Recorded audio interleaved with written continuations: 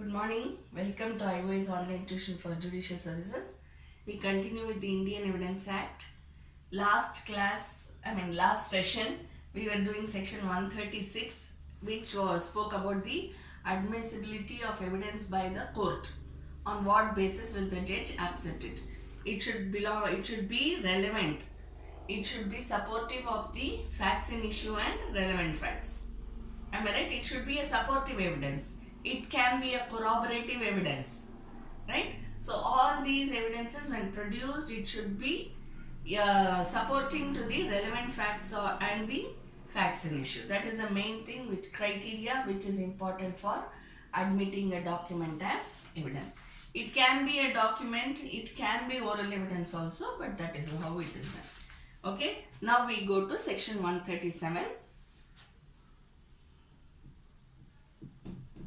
Speaks about examination in chief.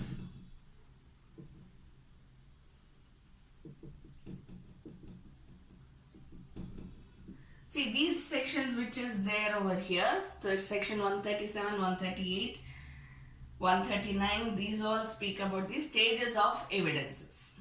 Okay, not the stages of evidence, stages of examination.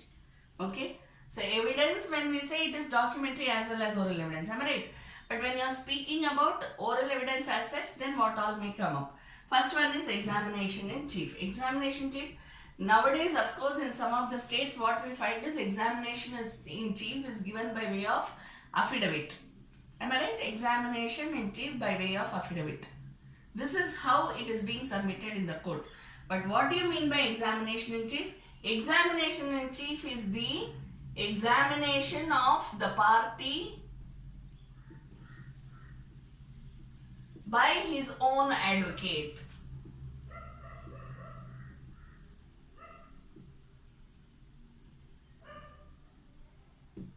See, if all of us are advocates, I have to conduct examination in chief. Then how I will conduct? I will examine my own party, my own client. I will ask questions to my own client. That is known as examination in chief. It is also known as chief examination. Okay, examination in chief is examination of a party by his own advocate. I will ask questions and seek answers from my own client. That is known as examination in chief. Okay, then we go to cross examination. Same section, cross examination.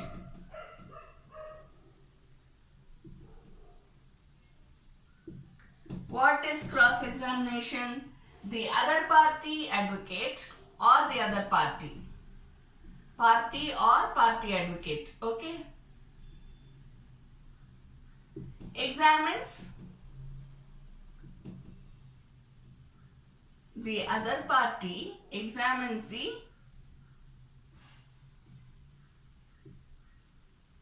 when one party examines the other party. When one party examines the other party. This is known as, see, here we say party by his own advocate. Here it is one party or his advocate examines the other party. So it is cross. When I ask questions to the client of another advocate, that is the one who is opposing my plaint, the one who is a defendant or respondent or whatever it is. In that case, I am asking questions to the other party. That is known as cross-examination. Okay, then we go to re-examination. See, this re-examination is not compulsorily done in every case, but wherever the situation warrants, where we want to ask further questions or conduct further cross-examination, then we have to seek permission of the court for re-examining the party or re-examining the witnesses. Understand? So it is not a compulsory step. See, examination in chief and cross-examination, it is there in the natural sequence, right? In the normal sequence, in the normal proceedings. But re-examination, only where the situation warrants, we seek the permission of the court saying that, Your Honor, this question I have left, I want to ask this question. Or maybe one particular witness did not answer a question of what I put forth. in a previous stage. Now he wants to answer, or I want to ask him the same question again. Something like that, when the situation needs it, then we seek the permission of the court and conduct re-examination. Only of the facts for which have been left out in the examination in chief and oblique or cross-examination. Understand? Next we go to section 138. Order of examinations. How does the order take place? First is the examination in chief. Second is the cross-examination. Okay. First is the examination in chief. Second is the cross-examination. When it comes to re-examination, it may be either after examination chief or after cross-examination. Okay. We also call it as further examination, just like that. Okay. So when we are talking about re-examination, it may be after examination chief or cross. Usually it depends upon the stage. See, examination in chief, when I am saying examination in chief of first party. Right. Then cross-examination of the first party. Then examination in chief of the second party. Then cross of the second party. Am I right? So in between, re-examination may come in at any stage. If the first party wants to re-examine whatever has been there in examination chief, or after the cross of the first party, if the advocate says, sir, I want to re-examine, your honor, I want to re-examine the first party again by way of cross, then again there will be re-examination by way of cross once the court permits. Understand? So for re-examination, we have to seek permission. We have to seek the direction of the court for conducting re-examination. It may be at any stage, as I already explained. Okay. Next we go to section 139.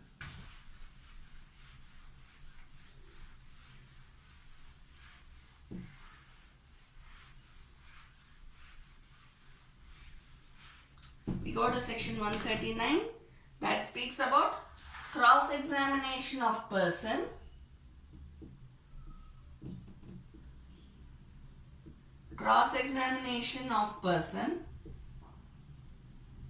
called to produce evidence.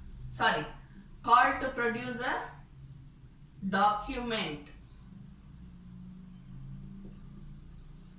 Can cross be conducted of a person who has been, if the judge gives a summon to a party saying that you bring the document which is in your possession. Okay. In that case, can he be directly cross-examined when he produces the document? When he produces the document, can he be cross-examined? No. I cannot just go and say, anyway you produce the document, you must be knowing what is there in the document. Come on, let me ask you questions. No, that is not the way. When cross-examination of person called to produce a document, he has been summoned only to produce document. Understand? If the summons mentions, you should appear on so and so date at this time with the document. For production of document, with the document you should appear. Understand? Then it is only produce a document. But if I have to cross-examine him, then again I have to seek a direction from the court. I have to take permission from court and then ask him questions. Him or her, whoever it is, okay? And then I can cross-examine the party. Till then I am not supposed to cross-examine the party. But if the summons mentions for production of document and examination, then okay. Because the person is supposed to come prepared for that.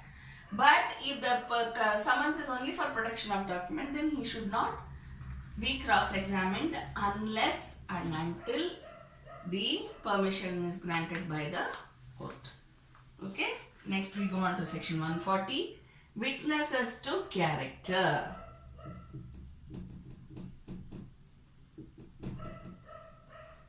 Witnesses to character means what? Who may be the witnesses to character? Can they be examined? Can they be cross-examined is the question.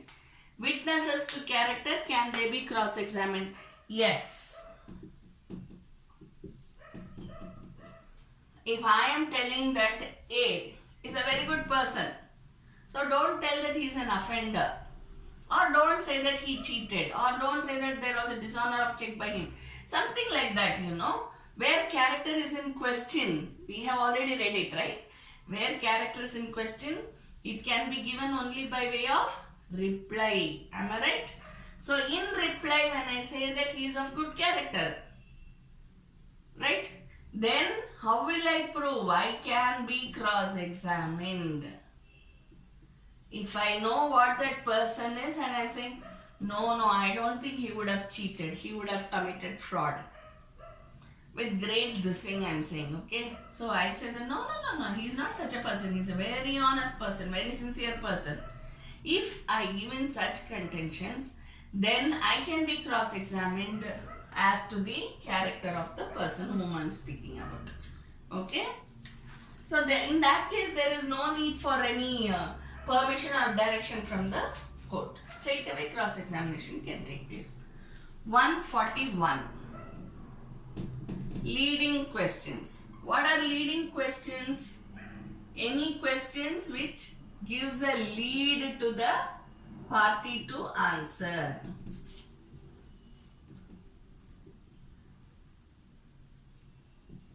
Which gives lead means it gives a clue. Were you in Anantapur? Yes, I was in Anantapur. See, if we are doing examination in chief, the leading questions are not at all a problem.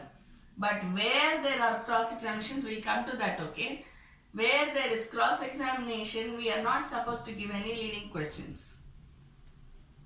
That's why I put it this way. And then we ask the particular question. But we don't give any leading question there, okay? So what are leading question? Whatever gives a clue to the other party to answer. I am expecting a particular answer, okay? So I say, see, for example, I was telling you, were you in Anantapur? And then the party immediately gets the clue what he or she should answer. So what I do is, yes, I was in Anantapur at that time. Suppose I am taking up the contention of alibi. Suppose I am taking up the contention of alibi. Then I say, yeah. Then I say that, yes.